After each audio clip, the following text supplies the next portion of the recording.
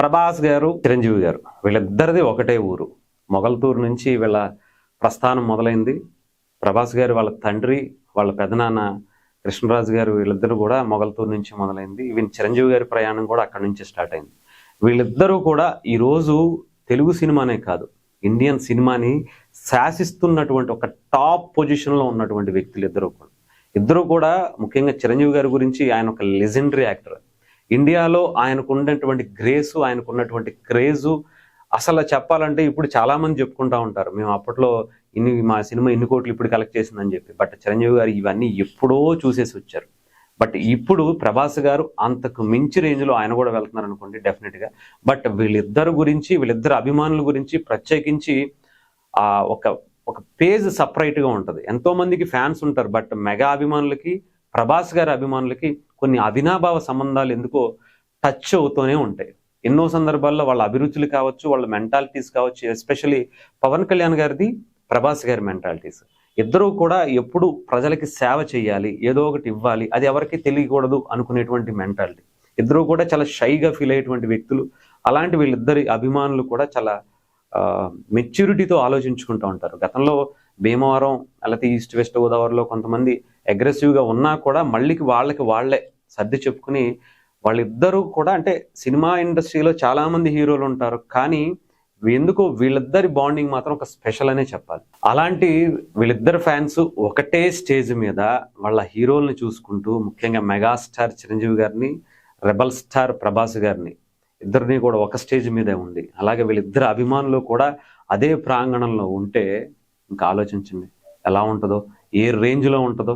ఇది జరగబోతుందా అంటే జరుగుతుంది అని అంతే ఇప్పుడు మనకి కనిపిస్తూ ఉంది. ఎందుకంటే వీళ్ళిద్దరి సినిమాలు ఈ సంక్రాంతి బరిలో ఉన్నాయి. ఒకటి 9వ తారీఖు రాజాసాబ్గా ప్రభాస్ గారు రంగంలోకి దిగుతున్నారు.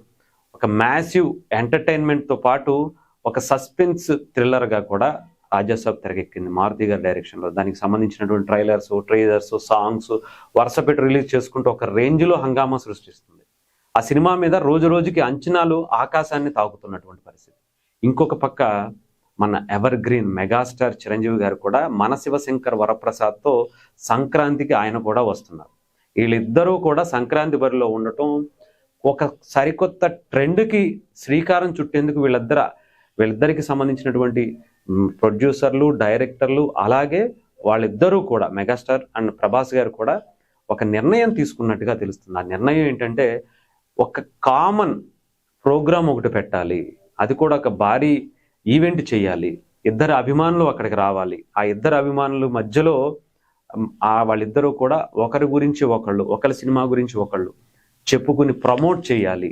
అంటే ఒక మంచి వాతావరణంలో తెలుగు సినిమా ఇండస్ట్రీ ఉంటుంది అని సరికొత్త నిదర్శనానికి తీసుకువెళ్ళాలని ఒక టాప్ స్టార్స్గా ఉన్నటువంటి వీళ్ళిద్దరూ ఒక స్టేజ్ మీదకి రావాలని నిర్ణయించుకున్నట్టుగా కనిపిస్తోంది.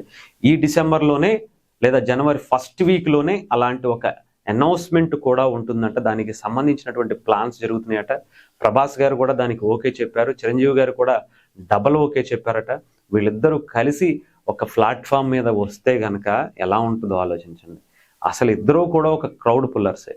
ఇద్దరూ కూడా ముఖ్యంగా తెలుగులో మనకి చిరంజీవి గారి గురించి తెలుసు.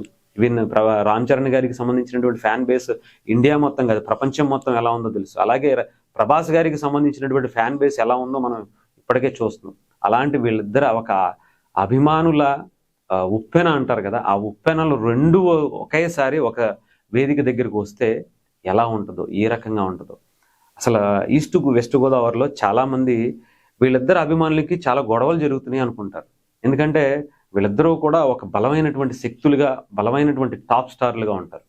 అలాంటి వీళ్ళిద్దరూ కలిస్తే అసలు ఇప్పటివరకు ఆ గతంలో జరిగేవి అవన్నీ కూడా కంప్లీట్గా పక్కన పెట్టి ఆఖరికి మొన్న ఎలక్షన్స్లో పవన్ కళ్యాణ్ గారికి సపోర్ట్ చేసినటువంటి విధానం కూడా చూసాం. కొంతమంది ప్రభాస్ గారి అభిమానులు, ఎస్పెషలీ కృష్ణరాజు గారి భార్య, ఆవిడ కూడా పవన్ కళ్యాణ్ గారికి సపోర్ట్గా ప్రచారం చేసినటువంటి పరిస్థితి కూడా కనిపించింది. అంటే ఇంత అవినాభావ సంబంధాలు, ఇంత స్నేహం ఉన్నటువంటి వాళ్ళ కుటుంబాలు, ఇక్కడ అభిమానులు కూడా కలిసిపోయి ఆ తర్వాత ఇంత బిగ్గెస్ట్ ఈవెంట్కి, అది కూడా సంక్రాంతికి సంబంధించినటువంటి పోటీ పడుతున్నట్టుగా ఈ నీ సినిమా బాడుతుందా, నా సినిమా బాడుతుందా అనుకునేటువంటి పరిస్థితి కాకుండా ఇద్దరు సినిమాలు ఒక రేంజ్లో హిట్ కొట్టాలి.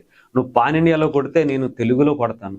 ఇద్దరం కలిపి మన తెలుగు స్పిరిట్ అంటే ఏంటో దేశానికి చూపించాలి. ఒక తెలుగు సినిమా అభిమానుల సత్తా ఏంటో ఒక ప్రపంచానికి పరిచయం చేయాలనుకునేటువంటి సంకల్పంతో పనిచేస్తున్నట్టుగా ఉంది. మీరు ఒక్కసారి ఆలోచించండి. చిరంజీవి గారి, పవన్ కళ్యాణ్ గారి ఆ మెగా ఫ్యామిలీకి సంబంధించినటువంటి క్రౌడ్ ఒక పక్క, ప్రభాస్ గారి పాన్ ఇండియా లెవెల్లో ఉండేటువంటి ఈ క్రౌడ్ ఒక పక్క, ఇద్దరు కలిసి ఒక స్టేజ్ మీద అలా నడుచుకుంటూ వస్తుంటే అసలు మనం ఊహించుకోవడం కూడా కష్టమే. అలాంటి సీను రాబోతుంది అంటే ఇంక పండగ కాదు, ఇంకా దానికి మించి ఇంకో కొత్త వాళ్ళ ఏమన్నా కనిపెట్టాలేమో అనిపిస్తుంది.